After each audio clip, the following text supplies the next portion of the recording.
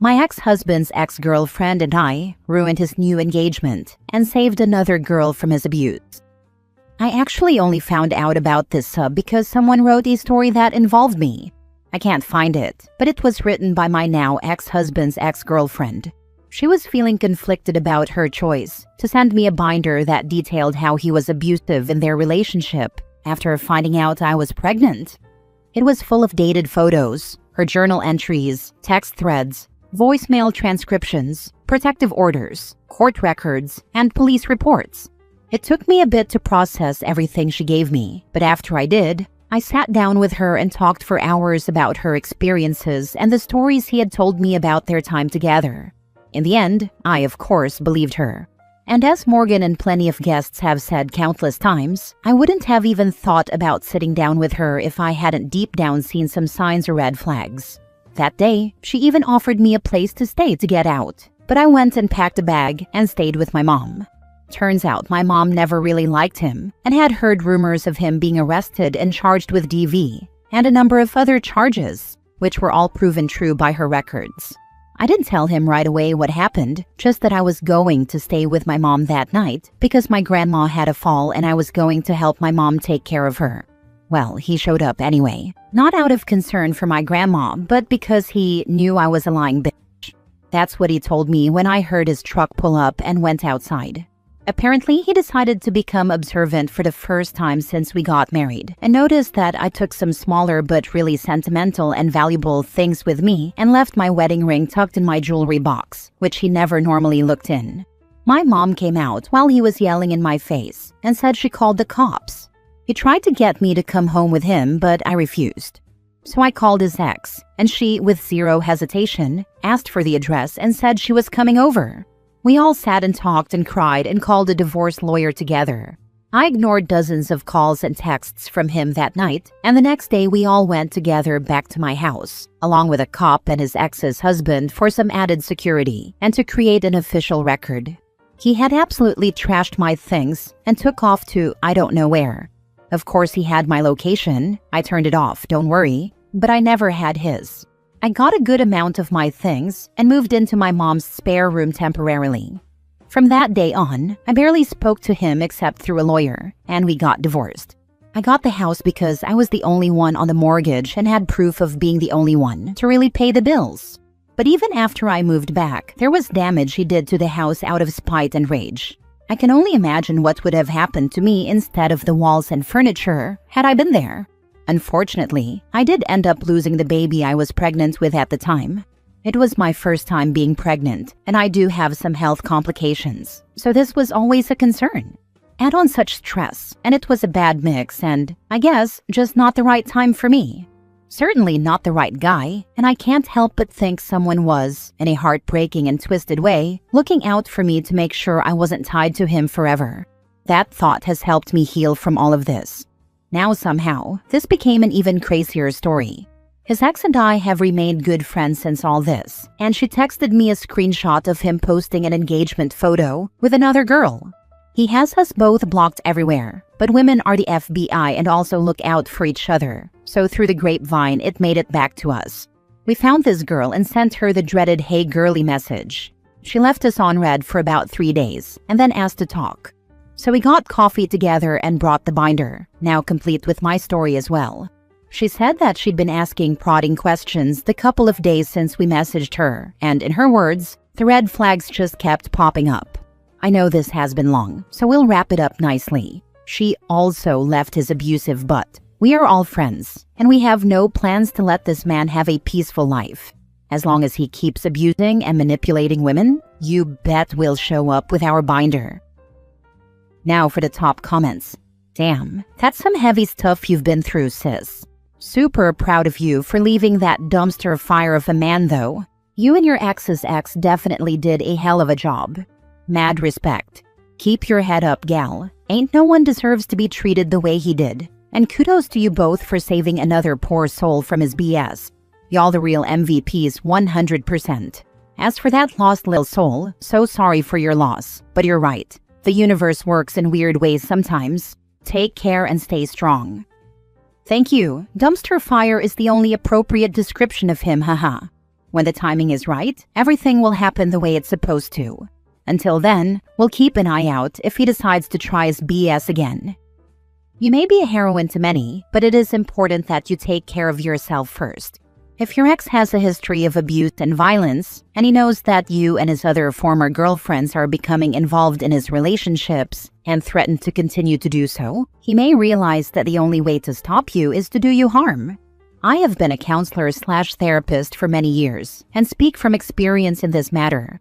He may not directly threaten or harm you so that others may see it, but accidents do happen. Thank you for saying that, especially with your experience. I'm pretty sure I paid off my therapist's mortgage. For a while, I went twice a week. Now I'm down to every other week. But when this all happened, she squeezed me in for an emergency slot. So mentally, I am putting in the work to take care of myself. As far as physical safety, I now have a concealed carry license. His ex encouraged me to get it because she did as well when she took out a restraining order, as he did not follow it at first until he was on an ankle monitor. There's also an added layer to this, where he was pretty heavy into the biker community and was part of a club.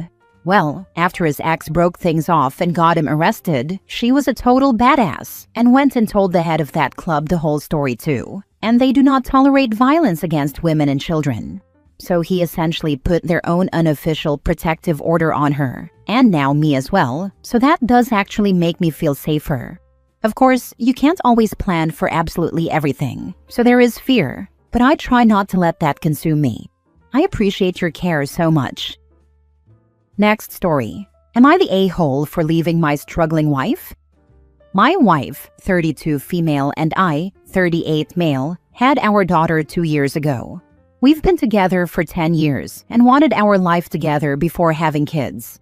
The pregnancy was complicated, and when she went into labor 2 months early, everything happened so fast I could barely process it. She had to have an emergency C-section, and for a few terrifying hours, I thought I might lose both of them. After a few weeks in the hospital, both my wife and our baby were finally stable enough to come home. Our daughter was small but strong, and I thought once we were home, things would slowly start to feel normal again. I was wrong. About 2 months later, my wife told me she didn't feel connected to our daughter, that she didn't feel love for her. I didn't know what to say. I just hugged her and told her it was okay, that it might just take time and that we'd figure it out. I helped her get into therapy and tried not to pressure her to bond with our baby because I didn't want her to feel worse. Months went by. I took unpaid leave from work to take care of the baby and tried to keep everything together. I did the feedings, the diapers, the appointments, everything.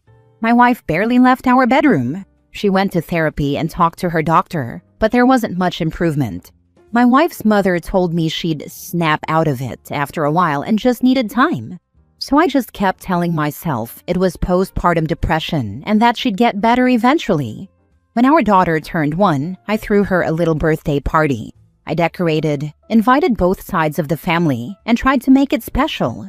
Everyone had a good time. My daughter was laughing. It felt like things were okay. My wife stayed upstairs the whole time. I brought her a plate of food and asked if she wanted to come down just to sing happy birthday. She told me she won't remember it anyway. I just nodded and left her alone. The next year, my wife stopped answering her therapist's calls, stopped talking to me, and stopped leaving our room completely. No matter how much I tried to talk and get her help. When it was our daughter's 2nd birthday, I planned the entire party by myself, hoping she might finally come out and join us. She didn't.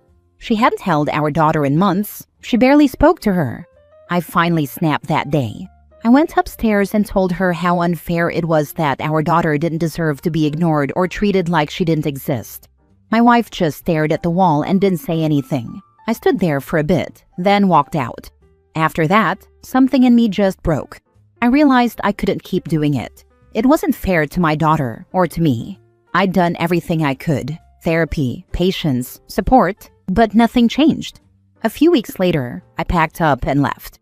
I took our daughter with me, went to my mother's, and have been staying with her. Now my wife's family is furious. They've tried to take my daughter. They've been calling me an insensitive piece of turd, saying I abandoned her when she was struggling, that I should have stayed and been more understanding. But I was understanding. For 2 years. I supported her through everything, even when it meant putting my own life on hold. Am I the a-hole? Not the a-hole. Your wife needs serious help, possibly inpatient mental health services. But your top priority has to be your daughter. If her parents keep harassing you, tell them, I have to take care of my daughter.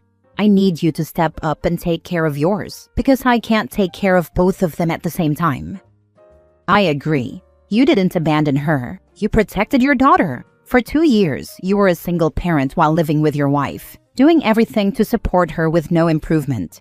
Your child's need for a present, engaged, and safe parent outweighs your wife's need for you to enable her absence. You reached your breaking point after exhausting all other options. Your wife sounds like she needs to be institutionalized. Is there a Baker Act law in your state? I don't think she can help it. That's the bottom line.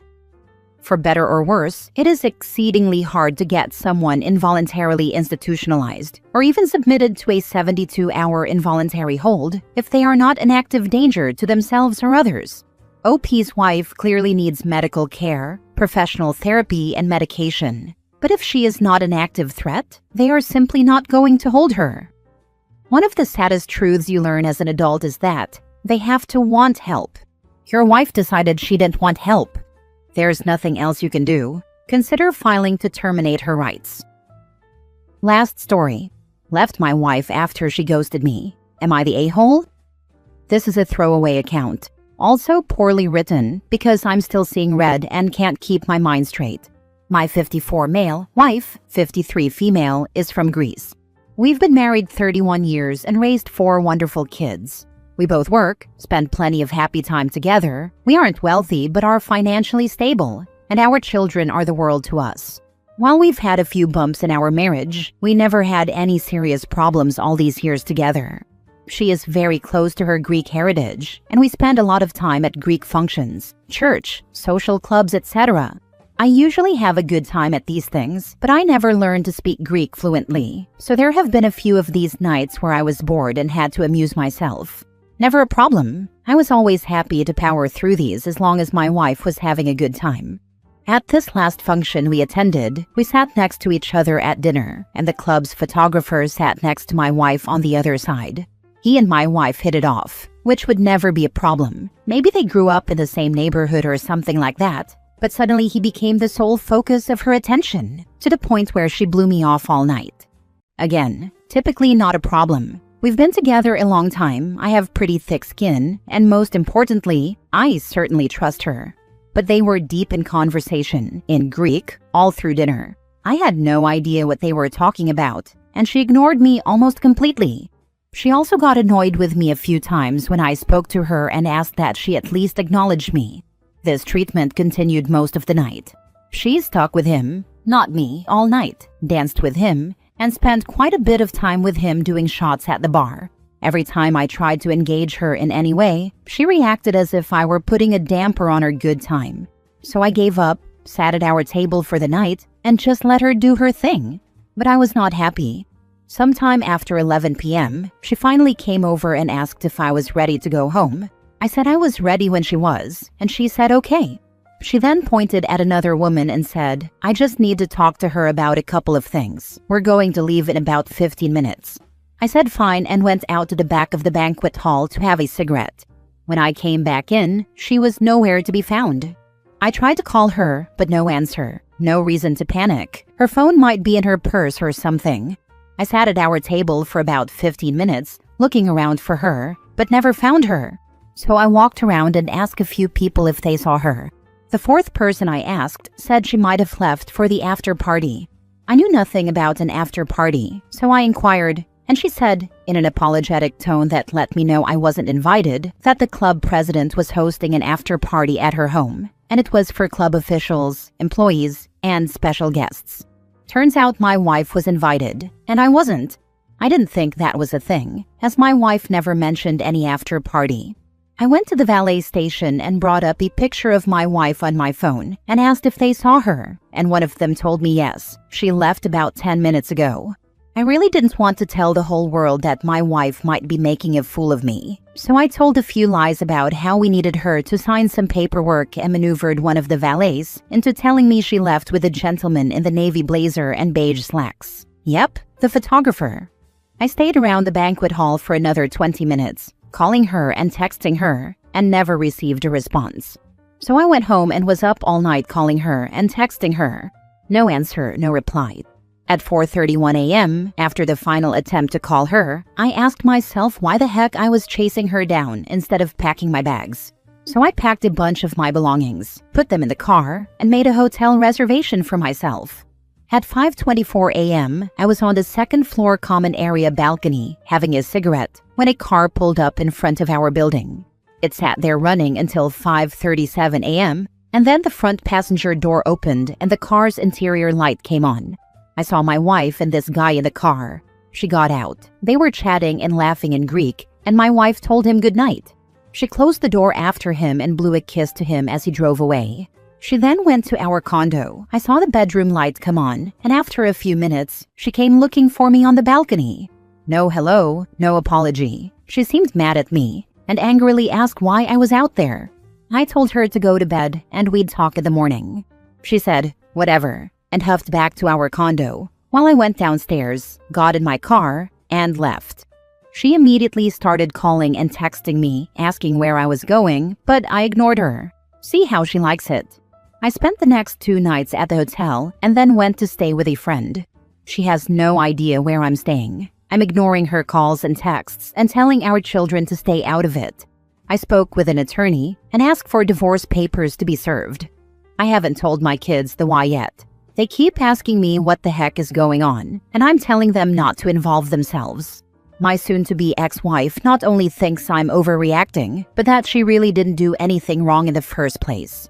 That ignoring me all night, giving her undivided attention to another guy, telling me we were going to leave and then disappearing with this other guy to go to a party she never mentioned to me, and ignoring my calls and texts for the rest of the night, was nothing for me to be mad about. That coming home at 5:30 in the morning was no big deal.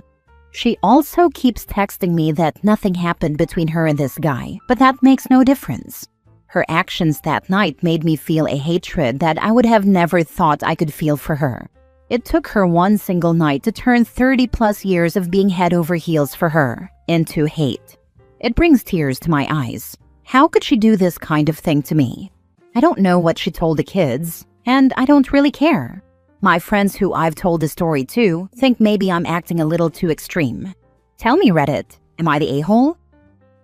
Not the a-hole. If she wants to act like she's single, then she can do it after those divorce papers are served, lol. Real fafo.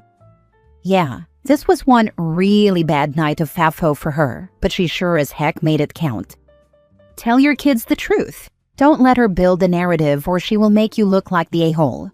She cheated, there is no doubt about that. Good for you for divorcing. Not the a-hole. Tell your kids.